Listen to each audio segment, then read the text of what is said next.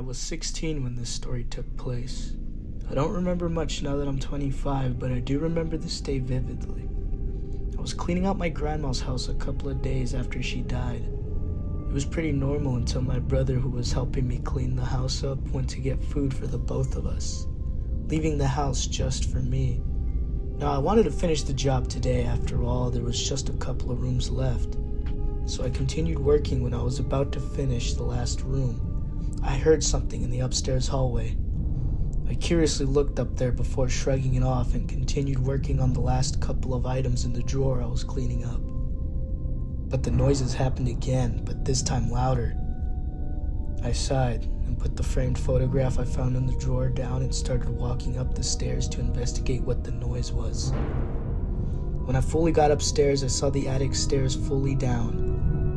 I looked it up and down before quickly concluding that the ladder hit the floor and that it was making the banging noise. I looked around upstairs a bit just to be safe and make sure that there was no intruders before finally making my way up to the attic. The attic at first seemed like another regular attic, dusty, filled with boxes and occasionally spiders. I searched around the attic a bit before deciding to open a box labeled Memories of Family and Friends. The first thing I saw in the box was a photo book filled with photos of my grandma and my grandpa, sometimes with friends or family. I went through them a little bit before stumbling upon an old Polaroid camera in the box. Under the camera was an old dusty Polaroid. I picked the Polaroid up and looked at the photo. It just seemed like any other regular photo with my grandpa and grandma sitting on the couch together smiling. I smiled at it before realizing something was wrong. Behind the couch was a completely dark shadow of a person standing over my grandma with his hands on her head smiling. I looked at it for a couple of seconds, and out of nowhere the Polaroid camera went off. It was still in the box, so I freaked out and backed away from it after a minute or two of silence and nothing happened. I walked over to the box and picked up the Polaroid that had come out of the camera. I started shaking it as much as I could, eager to see the results. When the photo finally showed up, I stopped. The angle in the photo wasn't even where the camera was. It was behind me. I turned around quickly, not very excited to see what was behind me. Nothing was.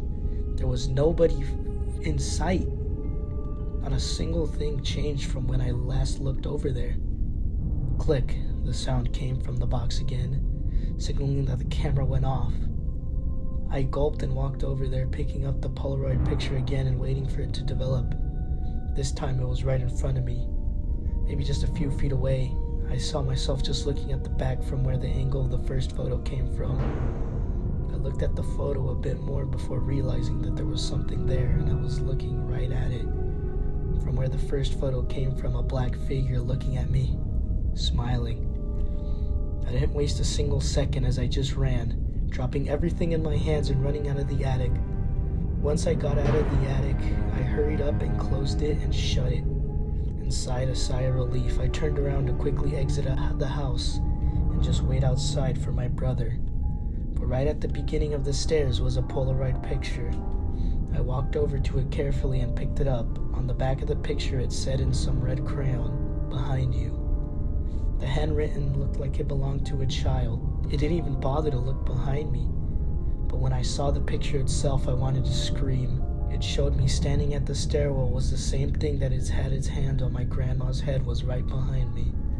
I was about to scream, but I couldn't even open my mouth. I felt the breath it took behind my back and how its hands were rubbing up and down my back. That was my last thought before I was presumably shoved down the stairs and passed out from the head trauma. I woke up in a hospital days later. I tried to tell my brother and the hospital staff, but none of them listened and thought I was crazy. My brother even claimed that there was no attic in Grandma's house and that I probably dreamed of it. To this day, I remember everything that happened that night, and I will probably never forget. Everyone he walked away.